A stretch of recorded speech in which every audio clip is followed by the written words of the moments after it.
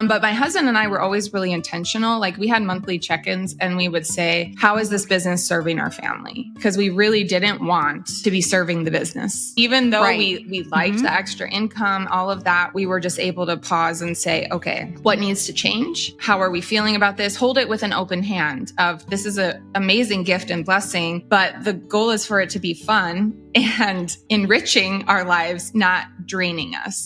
My name is Lisa, mother of 9 and creator of the blog and YouTube channel Farmhouse on Boone. On this podcast, I like to talk about simplifying your life so you can live out your priorities. I help you learn how to cook from scratch and decorate on a budget through this podcast and my courses, Simple Sourdough and the Simple Sewing series. I also help people reach their goals from home through my business courses, Create Your Blog Dream and YouTube Success Academy. I will leave links to these resources in the show notes and description box below. Now let's get into the show.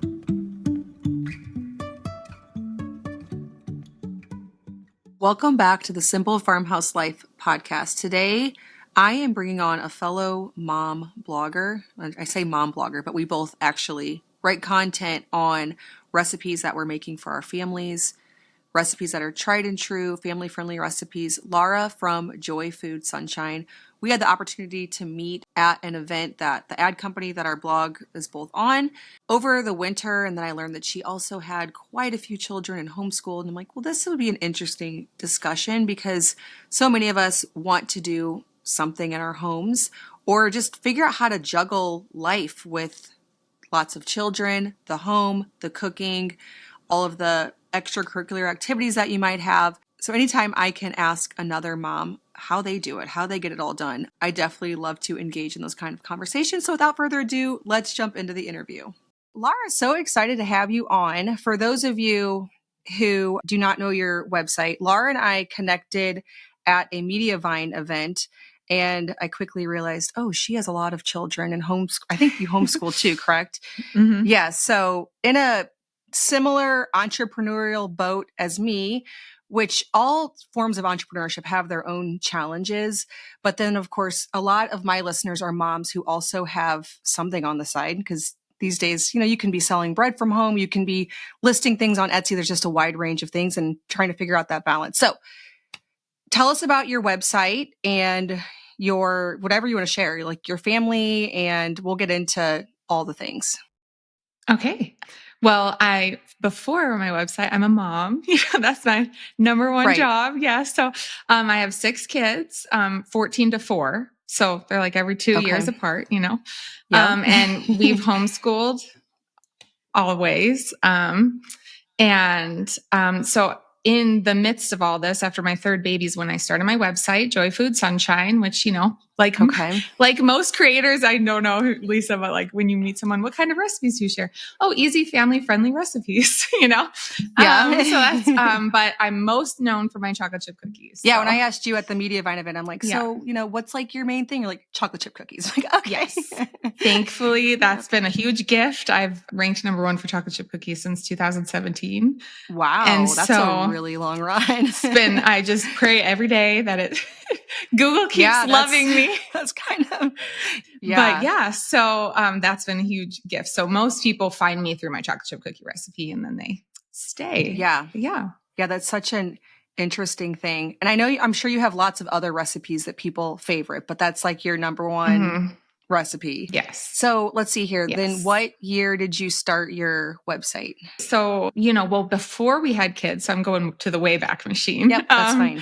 My husband and I had this hobby where I would cook and he would take pictures of food and we would post them on all recipes and like win photo contests on all recipes, which we thought was awesome, And I was a science teacher, a high school science teacher at that time. And it was just a hobby we did on the side.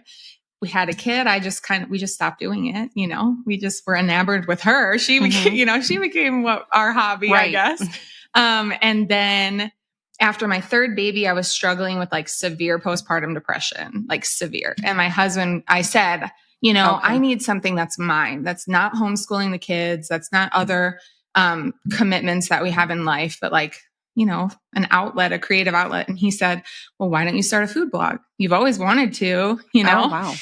And I was like, okay. So I Googled how to start a food blog and, followed all the steps. And I think one of my puppy chow recipe like went viral on Pinterest and then started ranking on Google.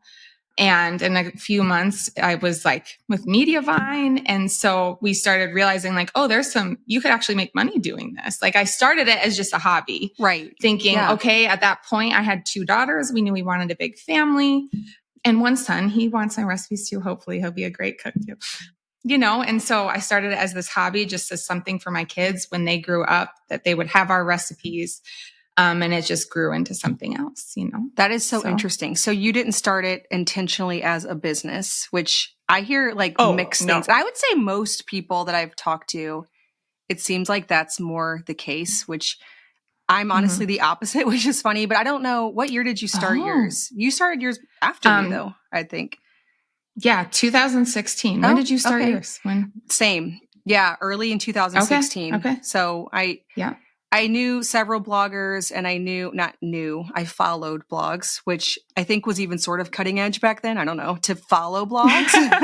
Sure. Early adapter. Yeah, totally. And I saw that they were doing it as a business. Of course, I had a lot of things that I was passionate about in my own home. And it was right after I had my 4th baby. So it's interesting too, because sometimes it's the opposite. People are like, well, now that I have kids, I can't start something. And I was kind of like you, where I'm like, well, this would be, I have my day sort of structured to where I have some time in the afternoon because they were all little, which as you know, that changes. Yes, totally. Right? Like that's a good time when you have early nap bedtimes, you and, have nap times, very predictable schedule.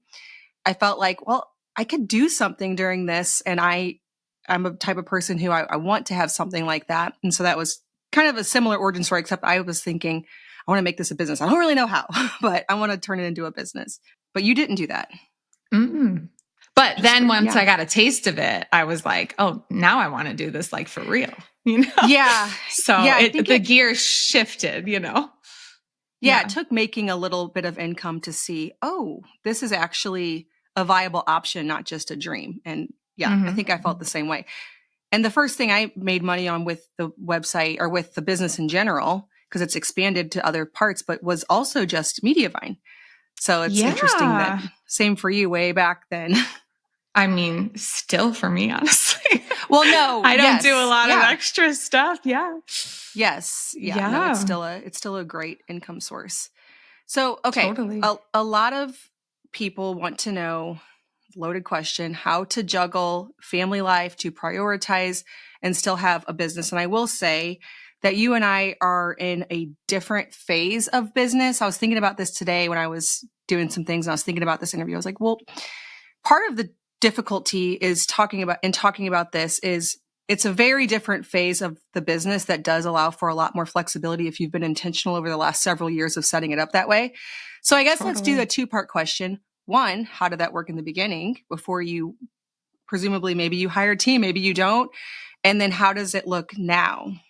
Totally. You're so right. Yeah. In the beginning, it was my husband and I doing everything, Right. I remember, I don't know, did you ever go to any food blogger conferences? I never did. No? Never have. Yeah, it's part of like starting a business after having 4 kids. It's like been hard the whole time. But yeah, to go to things, not the business, but yeah. Well, we both started when video wasn't quite a thing yet. And I remember sitting, there was a conference in my town. So I brought my 2-week-old baby. She was on my lap. And I was like, she of course came early. So I'm holding her in this conference. You were planning to bring her. You were planning to be pregnant there, I guess. Yes, very pregnant. And they said, oh, if you don't do video, you're going to be left behind. And I remember just looking at my friend going, I can't. All 3 of us said, oh, we can't do video. We're going to get And then within 2 weeks, we were all shooting videos because we didn't want to get left behind. Yeah, you know what I mean? And my husband built me this cool rig and, he helped me like get all the shots and stuff. And so, so in the beginning it was, I am thankful. My husband actually has Fridays off, which is unique. And he's very much, he's a very amazing dad and partner. And so he would actually homeschool the kids on Fridays while I shot recipes. Okay. And so that's how we did the workflow in the beginning. Cause like you said, I started with lots of very young kids, like I can't just, they're going to come and shake my tripod, or they're going to come, like you can't just like leave them. And, anyway.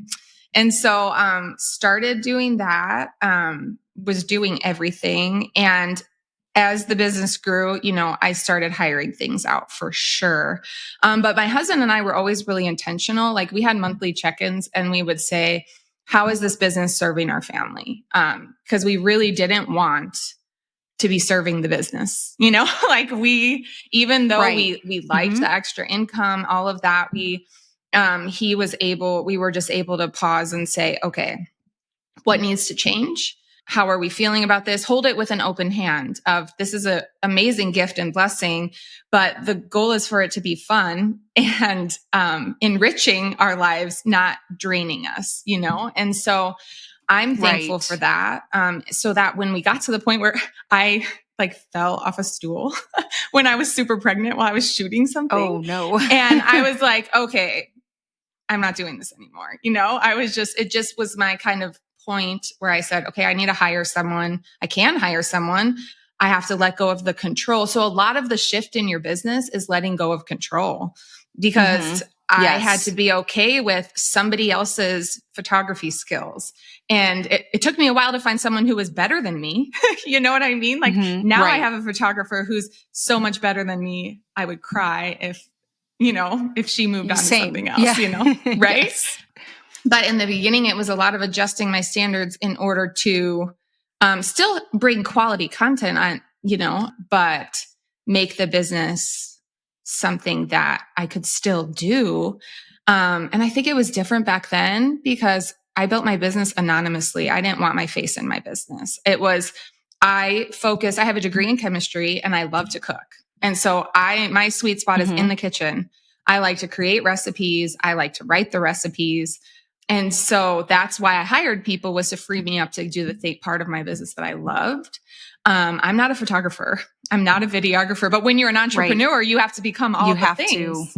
Yeah, until you can pay money to hire someone out. And then also, just even finding the right people is a challenge. And then keeping them, I have a lot of people who worked for me and then they grew their own businesses and left, which is fantastic. I'm so happy for them. But it's like, in our space, a lot of people have to wear a lot of hats to be really good at, like, you have to be able to cook. You have to be able to style food. You have to be able to take photos and videos. So it's hard to find that unicorn person. And if you do, they probably have their own thing going that they're just hoping to grow anyway. So you kind of work people, you work yourself out of good employees because I don't know, you want to root for them and cheer for them and help them grow their businesses too. They want to work for themselves too. They don't want to only work for you and me, So, I don't know. Have I answered this question? I feel like I'm drifting from the... Well, yeah, you kind of explained how you and your husband did a lot of it together, kind of tag team. Like at one point he would maybe take over the kids in the homeschool while you probably had a full day planned. Some planning goes into having this Friday where you're going to shoot video all day. And I remember the same experience as you. I didn't go to any food blogger conferences, but I do remember going to, it was some kind of home blogger conference, because I used to do more like home stuff too, and then I kind of niched down to food eventually. And they said the same thing, and I was like, but now we're so used to making and editing videos. Everybody knows how to do that, right? Sure. But back then, that was like real intimidating. How do you do that? Like, what kind of gear do I need? What kind of editing software? And now, I think if you told somebody they need to do video, people would be like, "What? I didn't know I had to write something." Like that's all you do, right? Is make video. I'm curious, over the years, you say you and your husband a lot of times will, meet together on a regular basis and decide, is this still serving our priorities? Was there ever a time when you felt like you were pushing for things that maybe you and your husband weren't in alignment on, or that maybe you guys were like, ugh, this is too good of an opportunity to pass up, but we kind of know it's probably not right? Like, do you feel like you ever had that happen, or has it been pretty consistent? Like, nope, we know exactly what we're pushing for and we're not going to go outside of this many hours or whatever it is that you've outlined? Sure. No, I don't think it's not a cut and dry thing, So I do think that, we said no to we had some hard no's that were hard. It was hard to say no. I still haven't, people are shocked. Like I've been doing this for 10 years. I haven't written a cookbook. So that's a no that we've said. That is becoming harder to say no to now that my baby's 4 years old. That I'm like, okay, babe, like I think I'm ready. I think I want to do this. Right. And now actually we have this huge house. We had an ice maker flood. We have our houses. I don't even have a kitchen right now. So now it's easy to say no. On your, Instagram. Oh my gosh. Oh boy. Hopefully it will be done soon. But so for like in this immediate moment, it's easy for me to say no. But we're also in the phase where he is encouraging me, and I feel I am also saying I'm ready. For a long time it was I'm not ready because I'm not willing. I don't know about you, but I never missed putting my kids down for bed. If there was something happening after 8 p.m., I didn't do it. I didn't go. I mean, my first trip for work that wasn't in my immediate area was the Mediavine retreat in Miami. It was the very first time, because that was one where it was like, am I ready to leave the kids? I don't know. Not because my husband isn't capable. He's fully handles everything like a boss every time I go. I just wasn't ready to not snuggle my baby to sleep or whatever. So that was one where Rich was like, you need to go. You need to meet people, because I don't know. It was like, I don't know anybody in this industry because I've just been focused on my own thing for so long. But no, there's been plenty of opportunities we've said no to. There's some we've said yes to that we wish we said no to. Right. Yeah. But I don't know. It's like there's so many things that come at you, and you just have to choose like what. With homeschooling, homeschooling is my number one job. And I don't know how I would love to hear how you juggle that too. But I always have to think, will I still be able to be an effective teacher for my kids this week if this is on my plate? Because I'm their only, I'm their teacher, Right. Yeah. And I don't know. So again, I feel like I'm a drifter. I feel like I've drifted from the question. So no, that's okay. No, I feel like we've definitely, just trying to figure out it's easy to set priorities maybe the first time when you first start a business. This is what we're going to do. And then life changes constantly. You add children get older, seasons of life change in unpredictable ways. Even if you could predict, okay, this is what it's going to be like when we have these children, they're these ages, and then it comes and you're like, that's not what I expected at all. Like that's a whole different season of life. And so I'm with you that it takes constant reevaluation. And I feel like we've also gotten into a sweet spot in the last several years where people always say to me, and I'm sure they say this to you too, I know you're so busy. I know you're so busy, but could we? And I'm like, I'm actually not. Like, I'm busy. Totally. But like not in the way people think that I am. Like it's not like this. And I've been there in seasons of life where there might have even been less things on my plate, like from the outside perspective. But I feel like we have gotten good at setting boundaries to the point where it's like, actually, no, like every day I can pretty much get done what I need to get done. Totally. Yeah. Totally. We get that all the time. Yeah. Yes.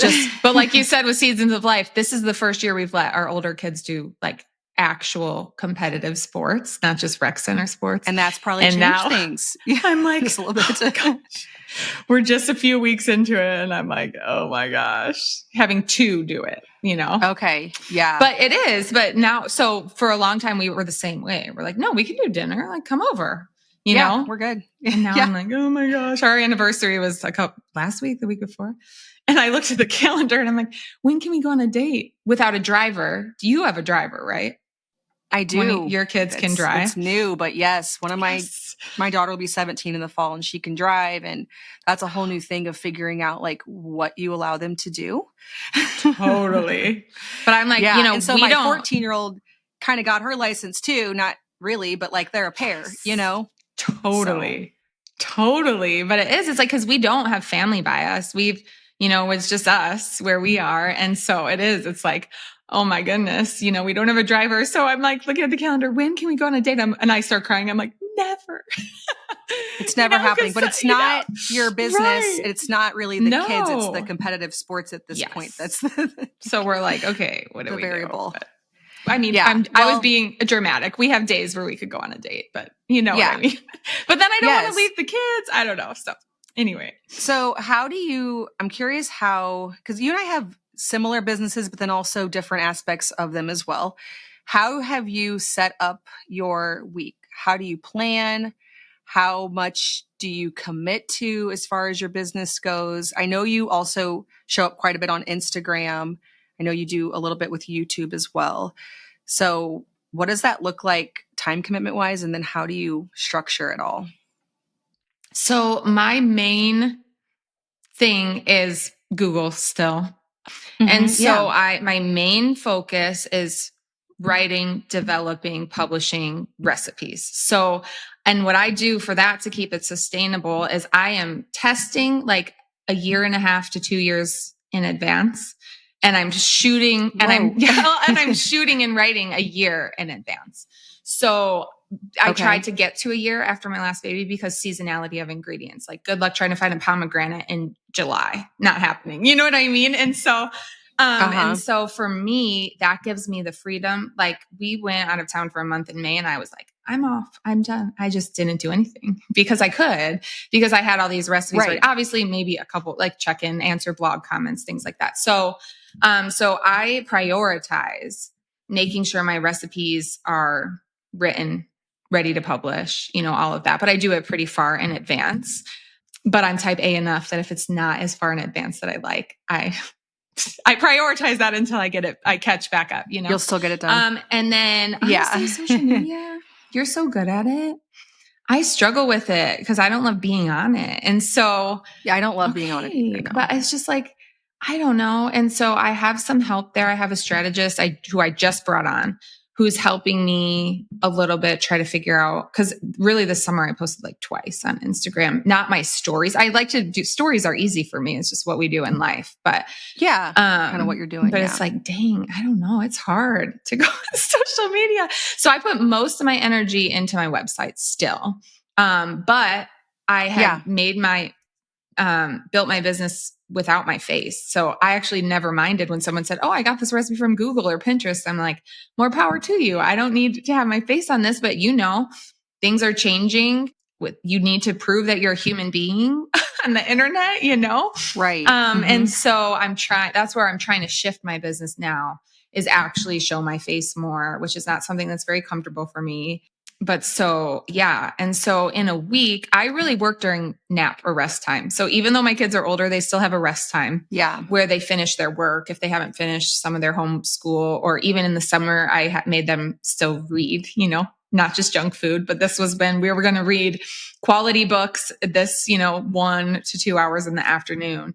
But early mornings and then rest time is usually when I work, and then sometimes on Fridays when my husband's home on Friday mornings, but then also when he's home, I don't want to work. I want to, I want to play. I want to hang out, so, I couldn't work. The reason I can do that now, like you said before, is because I've had 10 years of building this. Like I was able to get it to the point where it was sustainable for my personality and my family, like what's your work? You have more kids than I do and you're pregnant. So like, what's your workflow? So no, my work hours are also during the afternoon rest time. We've always done it that way, even though it'd be nicer in a lot of ways to do it like, if you could wake up and I do basically 3 hours Monday through Thursday. So I try to do those afternoon 1 to 4. And then on Fridays, we do usually other things. Like we'll meet up with other homeschoolers. We'll usually do some kind of field trip. Right now it's summer, obvious. Well, when this comes out, it's basically fall, but up till now. And I have the baby, on the other side of it, but recording right now, I do not. So Fridays are open. And it would be really nice if, you just knocked it out 8 to 11, but that's school hours. That is prepping lunch. It's just easier for us if there's going to be any nappers, because we do still have 2 nappers, to have that in the afternoon because they're the hardest ones. The rest of the kids can kind of entertain themselves. We're also right in the middle of a house build.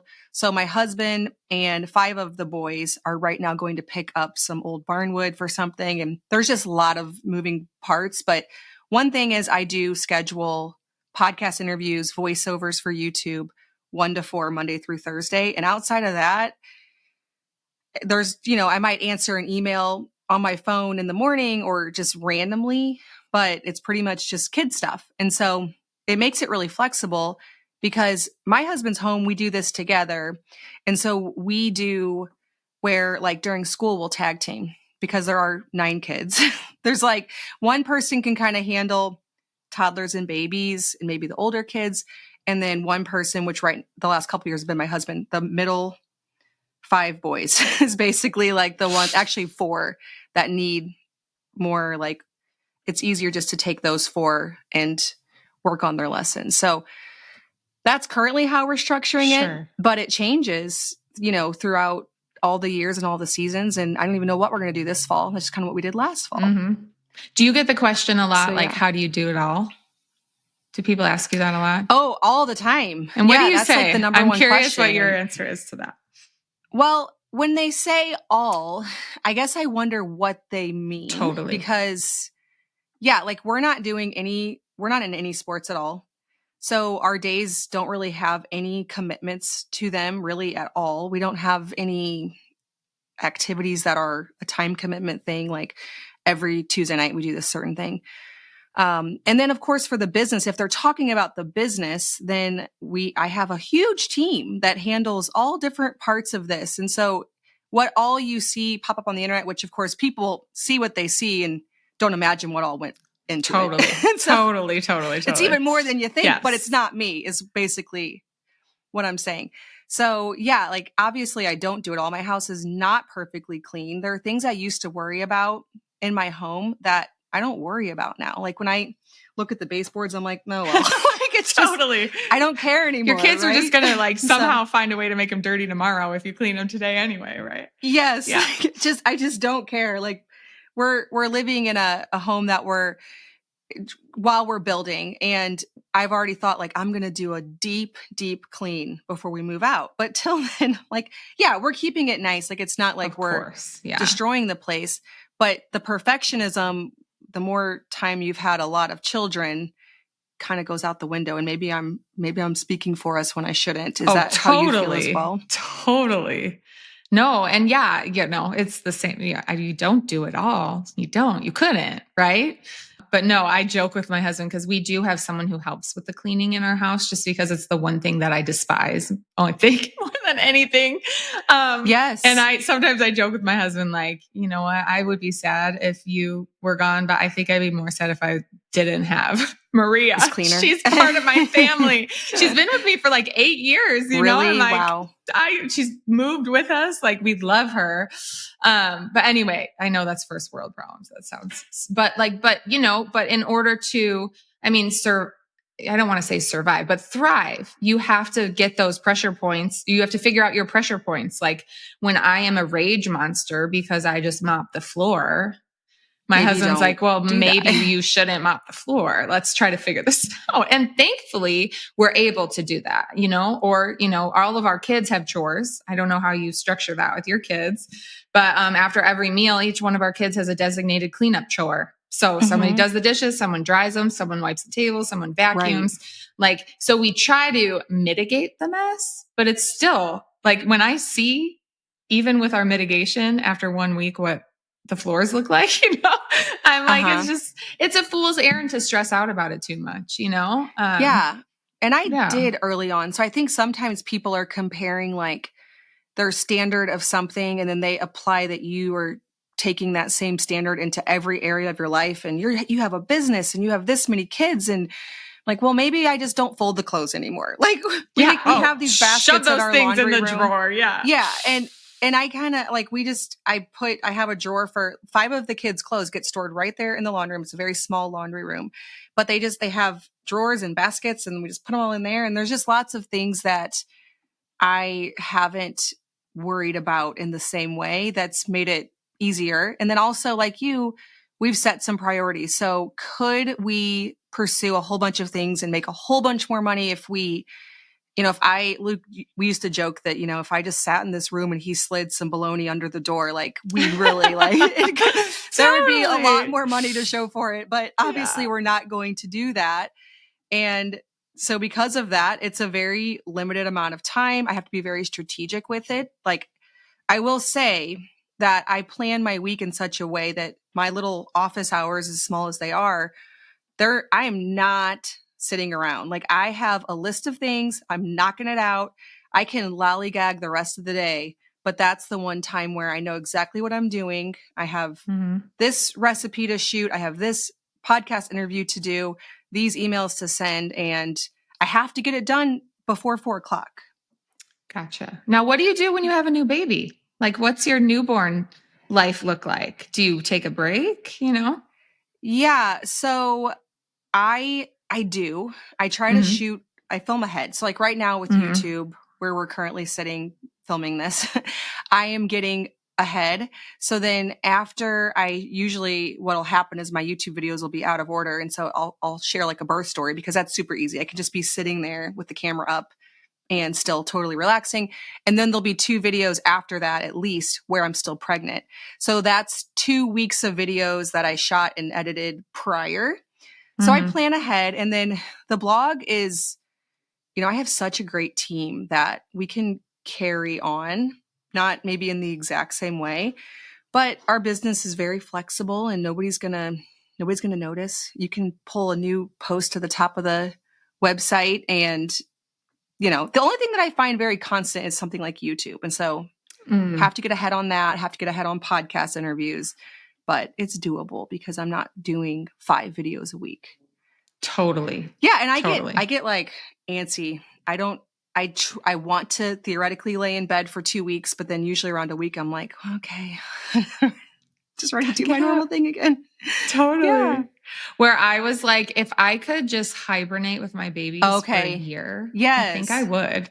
And just never talk to anyone and just snuggle my baby. Yeah. Like my 4-year-old is enormous and he still falls asleep on me every day at night. He just crawls on top of me and falls asleep. And I'm like, my husband's like, how long are you going to do this? I'm like, as long as he'll do it. Yeah. As long as I can breathe. And did you end up struggling with postpartum depression after any of the other babies, or was that just that third baby? I think I learned with my third, I felt the pressure to be like other women that I knew who were, running out doing stuff when they were 1 week postpartum. We all have such different personalities. Right. So that's like the number one thing is with everything. Don't compare. Like if I compared myself to my sister, who's this major extrovert, and just the way that she approaches life, like I get tired with that. Totally. Totally. 100%. So I always experienced it after that to some degree, but I knew how to cope with it. And I knew it always went away when I finished nursing, but it was very hormonally based. But it went the whole time you were nursing pretty much? Yeah. It's so crazy. And I didn't want to let that stop me from nursing as long as me and my babies wanted to. And so, we just knew for that time, like I'm saying no to things. I am, not feeling guilty when I want to just snuggle the baby. I was a major baby where I just always had my baby on me at all times. I literally bought a winter coat that would fit over me and the baby. Yes. I have one of those too. Oh, it's those so are nice. Good, yeah. And now being on the other side of it, knowing like, oh my gosh, it's been 4 years since I've had a baby. I could have gotten a college degree since the last time I had a baby. And I miss it still, like I know it was the time for us to be done, but I'm like, I just cherish those years so much. So, if people try to put unnecessary burdens or expectations on me in my life, I just was like, sorry, I didn't let that affect me the same as I did maybe with my other kids, Yeah. It's that growing and learning how I want my motherhood journey to be. And like you said, we're all different, but it was helpful to help cope with the postpartum depression, knowing what I need. And then being able to name it, because it was so like the 2 weeks after I quit nursing, it was like a fog lifted and I was myself again, And so my husband was like, he is so interesting because we counsel a lot of young couples, and my husband has to convince a lot of men that hormones are legit, you need to don't diminish the effects or, overlook or neglect, learning how to understand how hormones actually affect you when you're pregnant and when you're postpartum. And so he was so good at just knowing, okay, this is our season. This is something we have to do right now. Yes, because I wasn't, willing to sacrifice nursing. If I could do it, I was going to do it, Mm-hmm. But so then did you live with that for an entire year then? Like, were you able to nurse the babies for about a year? Mm-hmm. Yes. Yeah. And my last one a little bit longer, but it was usually about a year. And yeah. It wasn't as severe every time as after my third. But yeah, they're just have you had various levels of it? Have you experienced it? Like, I have not experienced it in postpartum, but I feel like I've experienced it more in pregnancy, just like overly hormonal. Like, I can't trust this feeling. Like, I can't trust how I'm feeling about this right now. I've noticed that during pregnancy. Totally. And so I imagine it's similar, but not. I'm sure. Yeah. Yeah. I don't think I've ever really struggled with postpartum depression, but I was talking to my sisters, and I feel like it also depends on maybe when you have the baby, because did you have any of them right in the middle of winter? That's just a theory of mine. Oh, I had 3 of them. Like in January, winter, February, somewhere. Mm-hmm. Yeah. Mm-hmm. I just think that has something to do with it too. And I'm not saying it's not a real thing at all, because, you ended up keeping it all through the summer and all the other happy months. But I think the ones that I have felt a little bit more down, I'm like, well, it was also light for however many hours a day, and it was cold and nothing was going on, so I couldn't go do anything, and it felt more depressing. But I realize that's different from actual postpartum depression, but I can say that I've kind of experienced more of like that, but that's probably more winter related. Totally. Well, yeah, the seasons definitely make a big difference if you can't just go out for a walk, Yeah, that really. Although I always did, I just zipped them up in my jacket and brought them out. Right, you're like, I'm going out anyways. Little heater. I know. We're moving our body. We're doing this. Yeah. So, what did you do to prepare for having a baby? Because you had 3 more children, or maybe you had 4 children while having a blog. So I would say every time I prepared farther and farther out. So my first, it was, 6 weeks. My next, it was like 3 months. And then my last I was like, this is when I started getting to the like year out phase of my business. But I was 6 months where I don't know, because I like to nap. I get tired, instead of, it was like work, nap. Yeah. And so, gonna need that. Right. And so I would say with my last baby, I only did the absolute bare minimum for like 6 months. Really? So you took a good long, I'm like, I prepared for 2 weeks. Yeah. No, I don't know. I knew he was going to be my last too. That was a big part of it for me. For me, the emotions was, oh, this is I'm going to cry just thinking about it. Like, this is the last time I'm doing this, Yeah. And so that's a whole nother ball of wax, that even if you're sure about that decision, it's still, if you love the baby phase and you love being pregnant, it's still hard to be like, okay, I'm done, Yeah. Oh, yes. But, so that just worked for me, obviously I have things that are always present. I always have to answer blog comments every day. I mean, I don't know, but if you go miss a day, it just piles up. And I am one of those people where I answer all the comments on my blog. I don't know. I like to do it. I like to connect with my readers that way. But so, there were little things. Maybe I would sit down for like 5 minutes, or while I'm nursing, maybe answer some comments while I'm sitting there nursing the baby, but, really I didn't do much. Yeah. Well, I'm sure, at some point, probably within 2 or 3 weeks, you have to cook from scratch meals, or however you cook for your family, and take care of all of them. There's a lot of priorities there. I will say, when I say like, oh, I prepared 2 weeks in advance and then that's it. Well, the baby will be with me for every podcast interview for many months. Just here nursing. Totally. And all the work has to be done holding a baby. And it's funny because each time we add a new baby, your life doesn't feel like super easy breezy before. And then it's like, okay, new thing to adapt to, right? Like, totally. Remember we didn't have a newborn for everything. We thought that was hard. Yes. Yeah. Totally. It's like hitting the reset button. Bam. Every time. New normal. Yep. Okay. Because our babies are all about maybe some a little bit more than 2 years apart. And so there's always a good year where they can be put down for bed. They can be put down for naps. They're on a schedule. They're eating food. And so there's this year where you kind of get used to, again, just the kids, not really the newborn, which is a whole different level of care. And totally. Yeah. So I'm sure I won't be as productive then. But the good thing about these types of businesses is they're very flexible. And then also the way mine is set up is I share my life in a lot of ways. And so it'll just be content that's kind of around that. And it'll lend itself and work for that. So that's an intentional choice as well in the way to structure it, making it to where there aren't too many tasks I have to do where I need it to be quiet, that kind of stuff. It's just a challenge. And so we can't have very much of that or it feels quite out of balance.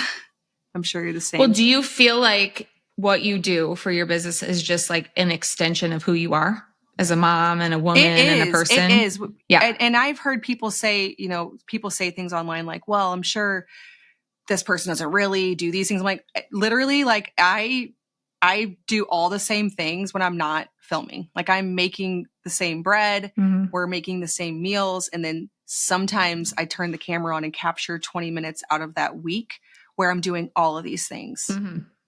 Totally. Well, and that's probably why you've sustained through having all these kids, right? Like that's what I think about is this is just an extension of who I am. I cook for my family. I homeschool my kids, Right. I enjoy creating, and so it's, if I always tell people, cause they ask me, I don't know about you, but a lot of people say, I want to start an online, I want to be in, I want to start an Instagram or I want to start a website. And I always say, okay, write 25 posts, 25 posts, and then open up I still use Microsoft Word for everything because I'm a dinosaur. I'm like, so open up a Microsoft Word document and then write out all of your ideas. And if you don't have like 100 more ideas, then you probably shouldn't do it, because it's just, I have a Word document with thousands, maybe not thousands, but like definitely hundreds of recipes that I want to test or create or whatever. I never run out of ideas, right? Because it's something that I love. I'm sure you think of, I would love to be able to share more of my motherhood too, like shift away from the anonymous, because that opens up a whole new world of, like you said, this is just who I am. Like I love helping young moms who are in the thick of it and who feel that, I don't know, when I had my first baby, I didn't let her look at a screen for like 2 years. I literally, we would be like, even in church. Okay. And the pastor's just up on a screen. Yes. And I would hide her eyes. Yeah, we did that. I would hide her I don't eyes. do that anymore, Me but neither. yes. But it's like, but it's like, I did that. Young moms do need to know they can chill. That's for sure. And I had women in my life who were like, girl, relax, This is a little crazy. And so I love being that for other moms. So I admire you for being able to just share your life so openly with your readers, and inspire so many women who are in that phase or any phase of motherhood, Yeah. Well, and like you said, if you we're making the joke that if they slid me sandwiches under the door, we'd be able to. It's really not true, because if your business isn't sustainable, then you're going to be burnt out and you're going to quit. And so it sounds like, oh yeah, well, if I had all this extra time, I could do all these things. Honestly, probably not, because you're not being able to do the thing that you really want to do, which is what inspires your content. Like you're cooking for your family, and when you add this, you're like, oh, what if I added this? What if I added this? How would you ever come up with things if you just were in a studio all day? Totally. 100%. You got to live it out. Yeah. Yeah. I think that comes from makes it more authentic, because it really is. Like, I'm like, this is truly what I do. So I'm sure you get asked all the time. Like you were just saying, people ask you like, well, I want to start something. Do you tell people, because I get asked this all the time, like, should I still start a blog? Should I start a YouTube channel? Should I become an influencer on Instagram? What do you tell people when they say that? Do you still feel like, well, people ask me, what would you start if you were starting right now? Which is a hard question to answer because I didn't. Yeah, I want to know what you would say. I try. I'm curious. You tell me what you would say. I have to go first. Hey, I'm the interviewer. No. I guess so.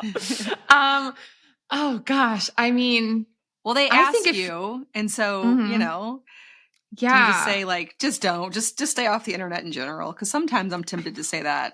Oh my gosh. I, you know what? In some ways, like think about Instagram accounts.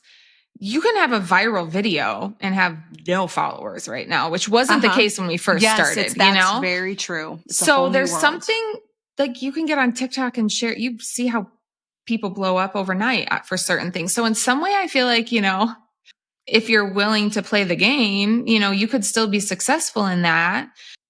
But like I said, I just ask people like, are you really passionate about this? And if you are, like, there's no harm. I always tell, you know, when I talk with other food bloggers, especially before, you know, years ago when they were just starting out, I was like, there's room for everybody to succeed in this business. It's not, people say it's saturated, but if you truly bring like something unique, if you bring something to the table and you love doing it, like we just talked about authenticity. Like if you're authentic, there's so many people who are pushing and trying to do something that might not be authentic to them, but people can smell that. I think it's pretty obvious to when you're like, oh, this person's not being real with me, you know, I don't know. But so I encourage people, if they really have a passion for it, like all you can do is try, you know? And then I give them the tips of like, make sure you really want to do this before you invest any money in it. Like fake blog first or fake Instagram first, you know, like just get it out there and see what happens. I mean, people are blowing up just sharing content like the clothes we wore in the 90s, you know, like you can be passionate about some weird stuff and really make it out there right now, which I feel like was a little bit different, you know? So, I mean, not that what we wore in the 90s was weird. Now it's all back and it's all back. I would never want to tell someone not to do it just because my business totally changed our life. Like it changed our family's life. It's brought so many opportunities to the table that we never would have had before. And so I wouldn't want to discourage somebody from starting something, but it didn't, you know, it doesn't happen overnight for most people. Some people get lucky, but it really takes a lot of work. So what do you say? I want to know what you say. Well, and on the luck note, because that comes up a lot. I have a group, a blogging group, because I used to have a course I sold, which I ended up phasing out earlier this year, just because keeping up with updating it was like impossible. Totally. It was going to be a job all on its own. I'm like, I need this to be sustainable. So even though this is still making money, we're going to have to phase it out. But anyways, the luck thing comes up a lot.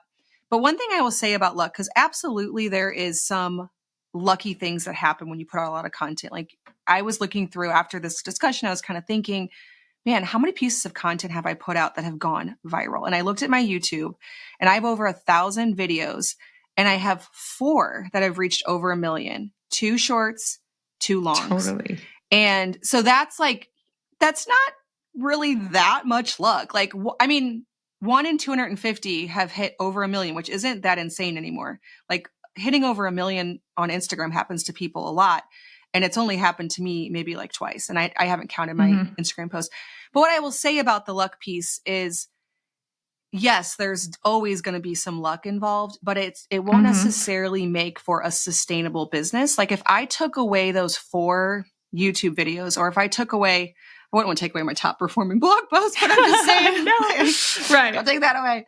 But if I did, I would still have a business. Like there would still be a business that supports our family. Taking away my 4 viral YouTube videos, my however many viral Instagrams, I think there's maybe like 3 that went over 1 million, and then taking away, which don't, but my top blog posts, there'd please still don't. be, please don't, just don't. Yes. There would still be a business. Like 5 years ago when I hadn't written that blog post, my husband, like we still did this together. Like he was still home, and I know your husband's a full-time pastor, correct? Yeah. I think I saw that on one of your, so he has a ministry, but that would still be happening outside of these lucky viral pieces. And so I'm not saying that there's not luck involved, but it also isn't what's going to build this sustainable business that we're talking about. Totally. Well, I think about it all the time. Like How many people have posted a chocolate chip cookie recipe?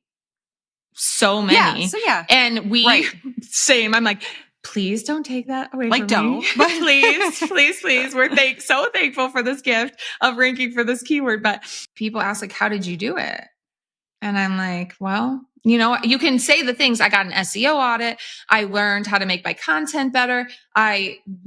Certain things that you and I think about when we write a blog post, how to make this helpful for readers, how to answer questions, how to make it a robust, helpful article. That's not just, here's a recipe, but it's all the things.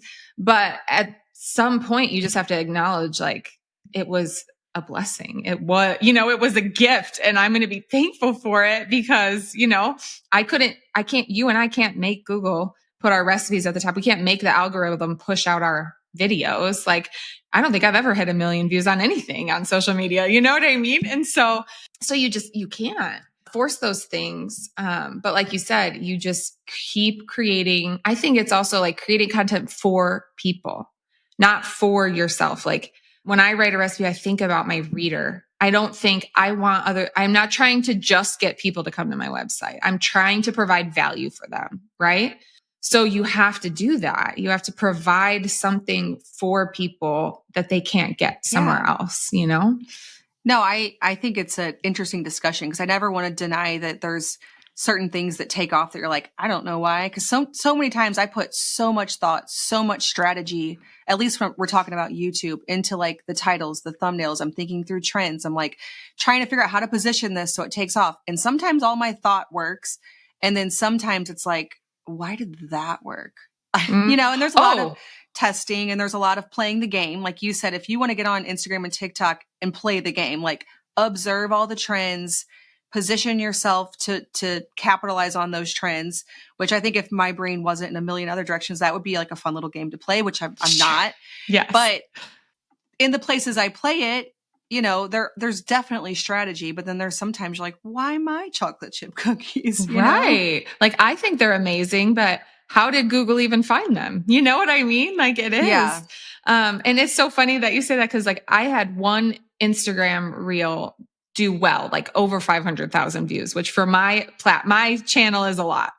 And I almost didn't even post the video. I was like, oh, I look weird. And I kind of scream in the beginning. Why did I do that? And I was like, I'm not even going to post this. And then it went crazy for me. Like, it went so crazy. And I was like, all right, I don't know why. I don't know what people like. Everybody's, oh, it looks so good. I'm like, why does that look so good? But this really beautiful video of, brownie doesn't look so good. No, those never, yeah.